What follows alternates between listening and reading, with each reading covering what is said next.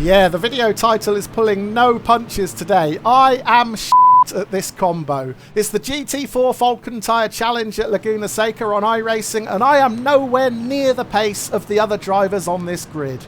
Now, last week's success in the wet gave me a massive iRating boost, and it's kept me in the top split for my first race earlier today, but I was completely out of my depth. I finished all the way down in 27th with a loss of 61 on the rating. Now, I was hoping that hit would be enough to drop me down a split for this second race. Well, I've got my wish, and I am in split 2 for this one. However, I'm still just as uncompetitive. I've qualified down in P19, and the only way I'll get anywhere near a top 15 finish is if everybody in front of me crashes. That couldn't happen, could it?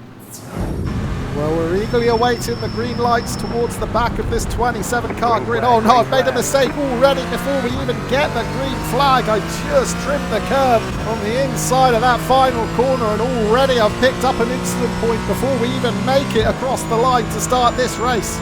Let's just hope it's not a sign of things to come, because I am not feeling at all confident here. There's a Porsche sideways in front. That is Dominic Zettelbauer spinning out of 15th position. Now, I did have a momentary panic there when I thought Zettelbauer may slide right into my path, but he kept the brakes held and he kept that Porsche ground to a halt. So I've gained one position at least. And actually, I've got a bit of breathing room in the rearview mirror as well. The two drivers right behind me were both going around my outside at T1, so they were probably hindered more than I was by Zettelbauer's spin. So for now, I'm just going to try and tag myself onto the end of this pack in front. Now, I don't want to get too close. As with any race at Laguna Seca, you dread the corkscrew on lap 1. So I'm just going to keep a bit of daylight between myself and the cars in front in case I need to react. And it doesn't look like we're going to make it to the corkscrew. Mayhem in front, and look at the cars behind charging in like nothing has happened. Look in the mirror, they're spinning out everywhere, in front, behind, to the left, to the right. And thankfully, I've managed to avoid the worst of it. I even managed to creep past Owner Dermis in what looked like a very banged up Porsche.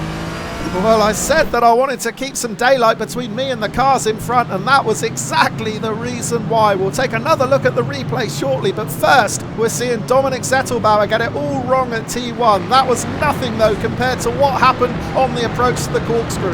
That's Marcel Weitinger in the 14 Mercedes running right into the rear of Sebastian Pappenberger in the Porsche. And Pappenberger is being hit from all angles there. Now we're riding on board with Pavel Wojcik.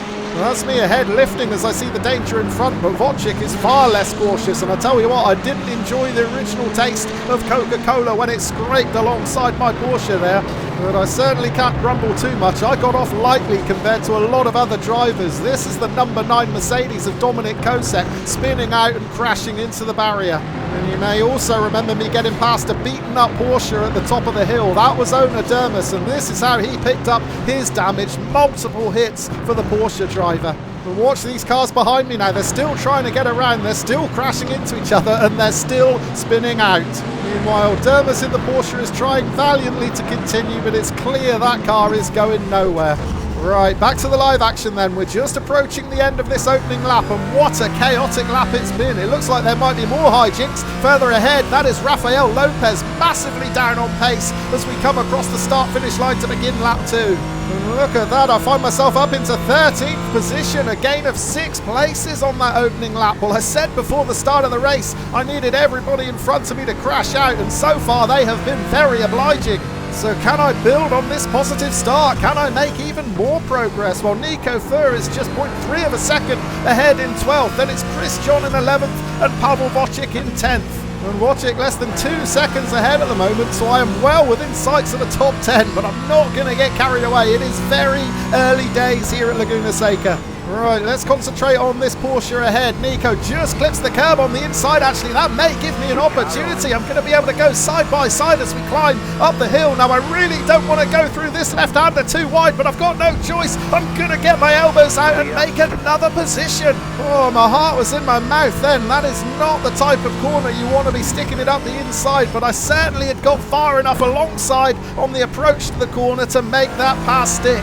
Now, I knew I had to leave a car's width for Nico on the outside of the corner. There was still contact, but fortunately it was only minor. No incident points, so it has to be considered a clean pass. Just Right, well, on screen now is a replay of Rafael Lopez getting it all wrong out of the final corner. Now, we wondered why he was so down on power coming across the start-finish line. That explains it. And here's another look at my pass on Nico. Yeah, I think it was as clean as it possibly could be when you try and move up the inside into that corner. Not an easy overtake to pull off.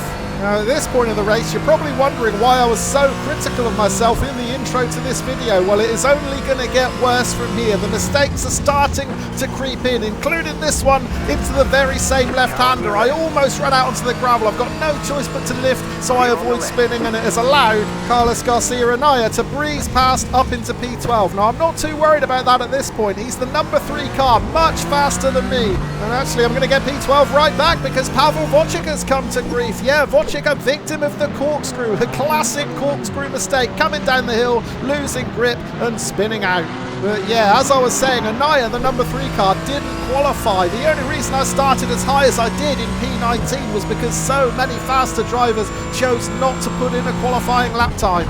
Anaya is just one of many to begin his charge through the pack. Now, I was hoping I'd just be able to tag onto the rear of Anaya and pull myself along to improve my own lap time, but it is not happening. We're now on lap 6. You can see that I've lost ground on Anaya. He's 2 seconds clear, and I've got my hands full with Rafael Lopez. Now, I'm trapped on the inside line here, which is really affecting my speed through these corners, and there's very little I can do to hold off Lopez in that fantastic Iron Maiden paint job. So Lopez the Trooper up into 12th position, me down to P13. However, maybe now I've got a target that I can chase to improve my lap times. Nope, think again. Even though he had a car number that was pretty similar to mine, I am nowhere near quick enough to keep up with Lopez. He is now 3 seconds down the road on lap 9 of this race. And just look how badly I'm driving now. I've not found any rhythm whatsoever. In fact, I've been getting worse lap by lap. I'm really struggling with understeer. I just can't get the car through these corners. And as a result, I am just being eaten alive by the drivers behind. The latest to pounce is Lorenzo Pedrini in that Mercedes. He has breezed past up into P13. Now, earlier in the race, I couldn't keep up with the higher ranked drivers. Now, I can't keep up with the lower ranked drivers either. We're now on lap 10, and look at the gap that Pedrini has opened up already. Meanwhile, in the rearview mirror, I've got a fast lad behind me now. That's the number 1 Mercedes of Matheus Denage, who's also charging through the pack now. Denage is going to have a look up the inside. He is going to try the exact same move that I pulled off earlier.